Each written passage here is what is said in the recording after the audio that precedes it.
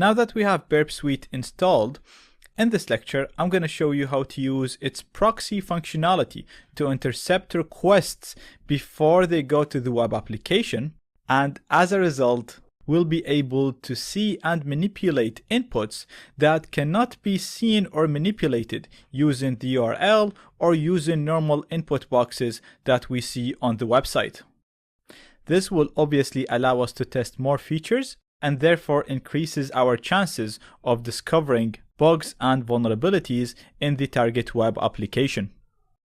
So as you can see here on the top, we have a proxy, and if I click on it, it's already set to on, so the proxy is turned on, and you can click on Open Browser to open up a normal Chromium browser that this proxy will intercept its requests.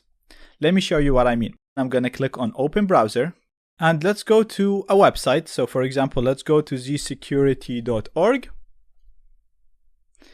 And as you can see, the website is not loading. It seems like the website is stuck.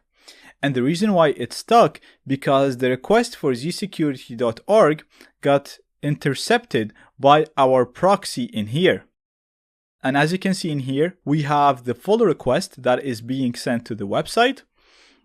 So you can see the type of request. It's a GET request. It's being sent to /, so it's to the root, to the home directory, because we haven't really specified any files or directories or endpoints after the domain name. You can see the host is zsecurity.org, and you can actually see it in here on the top as well. You could see the cookies that are being sent to the website. These are small files that get exchanged between the website and the target web server. The website uses them to enhance your experience and to set up certain options. And you will see in the future we can manipulate these cookies to again discover bugs and vulnerabilities. So these cookies are not visible in the URL or in any text boxes, but you'll be able to modify them in here. You can also see the other headers that are being sent to the target web application. But again, you don't really need to worry about them too much right now. We will be talking about them later on. So right now we have options in here. You can either forward this request. So if we click on forward, Burp Proxy is going to let that request go to the target web server. If you click on drop, it's going to drop it. So it's basically going to stop it from reaching its destination. And here, intercept, you can't really see the rest of it. It's basically saying intercept is on, which means that we are actually intercepting all of the requests. So I can simply either forward to forward this request, and I'm going to get the next request. I can forward again, I'll get the next request. So as you can see, sometimes a large number of requests is sent in order to load one single website, or what it seems like one single request in here in your browser. So as soon as you hit enter, you think only one request is being sent to the web application, but in real life, there is much more happening in the background. So you can keep clicking forward until it loads, or you can turn off the interceptor to stop intercepting packets and load the target website. Now, because you're loading our own website, zsecurity.org, we have very strict security settings. That's why you're being stopped by this web page. So even if you solve this CAPTCHA, it's not going to let you go through it. So to bypass this, you're going to have to go to the options. We're going to scroll down to the match and replace. And we're going to tick the one that specifies the Mozilla 5 user agent. So we're basically saying we want to replace our user agent with a normal Mozilla user agent, which is used by Firefox. And therefore, this website will hopefully not think that we are using some security tools like Burp Suite. We will talk about the match and replace feature later on in the course. So don't worry about this because we're just using a preset rule in here. So now we can simply just say, I am a human, and it's going to let me through to my target website. Now watch this. We're going to scroll down, and before I click on page 3, I'm going to turn on my interceptor in here. So now any request or anything I click in here will have to pass by Burp Suite, and it will only go to the target website if I click on forward. And remember, when we clicked on 3 before, all we saw is only one parameter in here that we could manipulate. But watch what happens now if we click on 3. Again, you have the method type. So this time the method type is post, it's not get. And that's why whatever values that get sent in here are not going to be visible in your URL bar. You can also see the location that this request is being sent to. So previously it was sent to the / to the home, but now it's being sent to WP admin and admin ajax.php. Again, you can see the cookies, but the coolest thing and the main thing that is very interesting now is this part right here.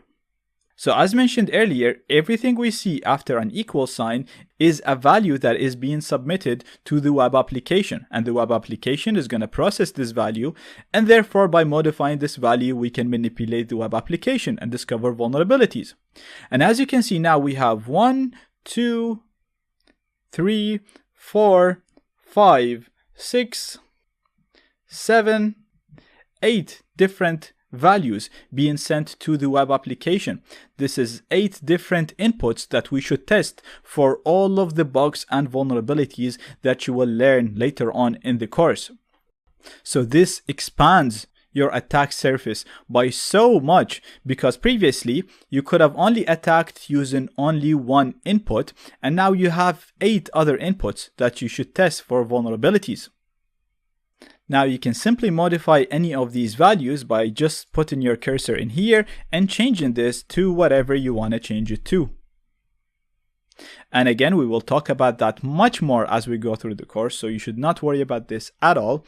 And now we can simply just click on forward to forward that request. And as you can see, page number 3 gets loaded for us because we clicked on forward and that went to the target website. So I'm going to turn off my interceptor and I'm just going to show you one more thing, what we did with the shop. So we're going to go to the shop and we're going to add some products to our cart. And we're going to turn on our interceptor again. And remember last time when we clicked on the X in here, again, all we saw is one parameter to test on the top. Now I'm just going to forward this request that we got in here by something running in the background. And we're going to click on the X to remove this from my cart. And as you can see, right now we have a GET request and we have the endpoint right here.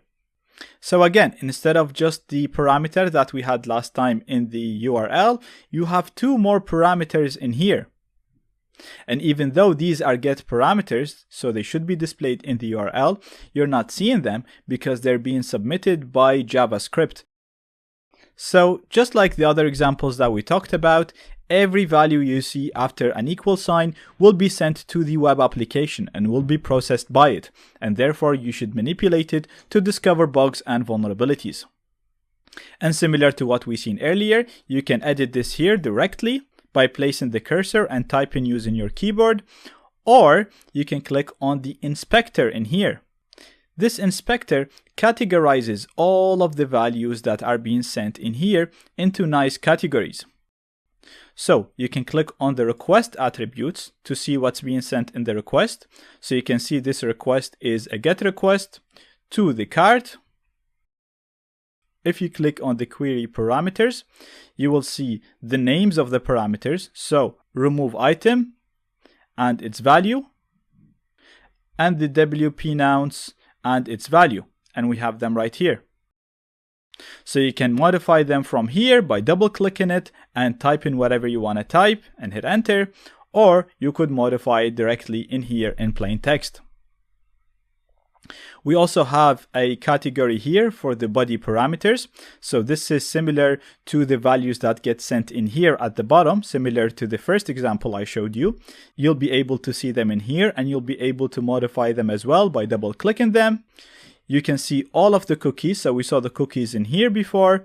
You can see them in here also, and you have the cookie name and its value. And again, you can simply modify it by double clicking it and then hitting enter. And finally, we have the request headers. So again, this is pretty much everything that is being sent in here, categorized nicely with the name and the value.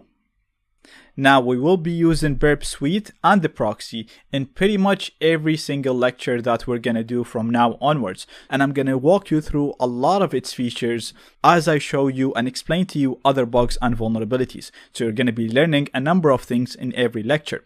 So don't worry at all about all of the other tabs and don't get overwhelmed about this application. You're not going to have to figure out anything by yourself. I will walk you through everything step by step. But the main thing that I wanted to show you in this lecture is how to use this program to intercept requests and how useful that is, because like I said, it's going to radically increase the size of your attack surface, allowing you to test more parameters and therefore increasing your chances of discovering bugs and vulnerabilities in your target.